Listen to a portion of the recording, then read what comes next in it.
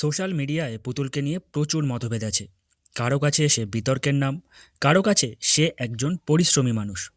শিবাশিস দা আর প্রিয়াঙ্কা দি সেই মানুষগুলোর মধ্যেই পড়েন যারা পুতুলকে বিশ্বাস করেছিলেন। বিয়ে বাড়ির ক্যাটারিং মানে তো ছোট দায়িত্ব নয়, তাই শিবাশিস দার বাড়ির লোক চেয়েছিলেন পরিচিত কোনো ক্যাটারারকেই দায়িত্ব দিতে। কিন্তু শিবাশিস দার মনে হয়েছিল পুতুলকে একবার ভরসা করে দেখাই যায়। এই বিশ্বাসটাই ছিল সবচেয়ে বড় ঝুঁকি। কারণ কাজটা যদি ঠিক না হতো, সমালোচনা শুধু পুতুলের নয়, শিবাশিস দার দিকেও আসতো।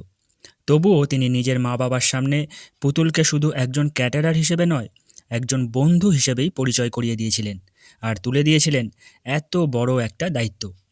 এই জায়গায় দাঁড়িয়ে একটা প্রশ্ন থেকেই যায়, আপনি হলে কি এমন একটা সিদ্ধান্ত নিতে পারতেন? এদিন ব্রেকফাস্ট এবং লাঞ্চের ব্যবস্থা তো ছিলই, কিন্তু বিয়েবাড়ির প্রধান আকর্ষণ তো রাতের খাওয়া দাওয়া, আর সেটা ছিল ভীষণ সুন্দরভাবে সাজানো। শুরুতে চা, কফি, মকটেল তো ছিলই, পাশাপাশি স্টার্টার্সে রাখা হয়েছিল গোল্ডেন ফ্রাইড প্রন, চিকেন মালাই কাবাব, পনির সাটে আর ক্রিস্পি চিলি বেবিকর্ন, যেগুলো স্বাদ ছিল মুখে লেগে থাকার মতো। মেইন কোর্সে ছিল বেবি নান, কিমা চানা, ফিশ ফ্রাই, স্যালাড, সাদা ভাতের সাথে রাজশাহী কাতলা আর জাফরানি পোলাওয়ের সাথে মাটন কষা। শেষ পাতে চাটনি, পাঁপড়, নলেন গুড়ের রসগোল্লা, মাখা সন্দেশ আর আইসক্রিম। আমি অর্পিতা, এখানেই থাকি বেহালাতে। আর আজকের স্টার্টার থেকে শুরু করে মেন কোর্স সবটাই ভালো লেগেছে। বিশেষ করে ফিশ ফ্রাইটা আমার বেশি ভালো লেগেছে। আর ওভারঅল খুবই ভালো রিভিউ।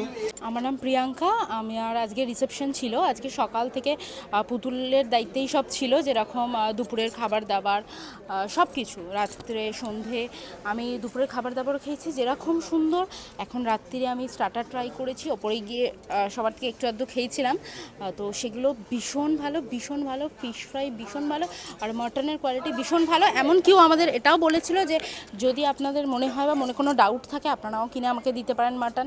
কিন্তু ওর একটা কাজে খাওয়ার পর আমাদের মনে হয়েছে যে না, ওর ওপর ডাউট করার কোনো প্রয়োজন নেই, আপনি সবটা করুন, সবটা বিশ্বাস করে দেওয়া যায়। আর সবাই যখন খেয়ে বলেছে যে ভালো, সেটার থেকে মানে সেটার পর মনে হয়েছে যে হ্যাঁ, বিশ্বাসটা ঠিক জায়গায় করছি, আর মানে টাকাটা আমি ঠিক জায়গায় ইনভেস্ট করেছি। আমাকে দিয়ে যারা কাজ করাতে চাও, টেনশান করবে না, বিনা টেনশানে চোখ বন্ধ করে কাজ আমাকে দিয়ে দাও। কেন দিয়ে দাও? আপনার তো মাছ মাংসতে কোনোটা ডুপ্লিসিটি হওয়ার কোনো কারণ নেই। আপনি আপনার দোকান থেকে মাটন দিন, আপনি আপনার পাড়ায় থেকে মিষ্টি দিন, মাছ কাটা হবে একদিন আগে লোক পাঠিয়ে দিন, দেখে নিন। ভালো জিনিস দিলে, ভালো রান্নার লোক থাকলে, আর এরকম যদি পুতুল আপনার সঙ্গে থাকে, চিন্তা কী আছে? সব চিন্তা আমিই নেব, ঠিক আছে? রিজনেবল প্রাইসে ভালো জিনিস।